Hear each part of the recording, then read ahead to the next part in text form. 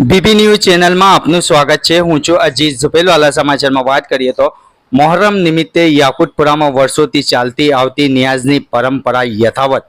વડોદરા શહેરના યાકુતપુરા સ્ટ્રીટ મિનારા કોમ્પ્લેક્સમાં રહેતા શેખ મહેબૂબ મિયા અબુ મિયા પાનવાલા અને રિક્ષા વ્યવસાય સાથે સંકળાયેલા એક પરિવારે વર્ષોની પરંપરા મુજબ મોહરમના પ્રથમ ચાંદથી સતત 10 દિવસ સુધી નિયાઝનું આયોજન કરતું આવ્યું છે।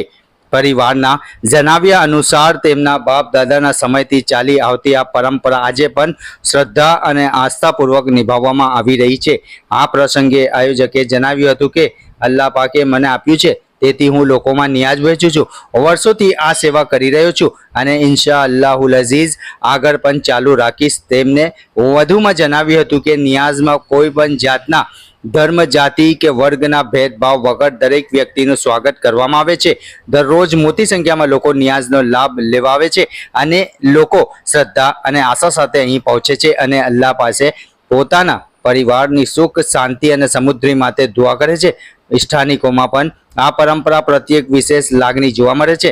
મોહર્રમના પવિત્ર દિવસોમાં યોજાતી આ નિયાઝનું પરંપરા સામાજિક એકતા ભાઈચારા અને માનવ સેવાના ઉત્તમ ઉદાહરણ પૂરું બની રહી છે અને સ્થાનિક લોકોએ આયોજક પરિવારના સેવાભાવી કાર્યને બિરદાવી તેમની લાંબી આયુષ્ય અને વધુ સેવા કરવાની તાકાત માટે દુઆ કરી હતી તેમ જાણવા મળ્યું હતું। રિપોર્ટ અઝીઝ ઝુપેલવાલા।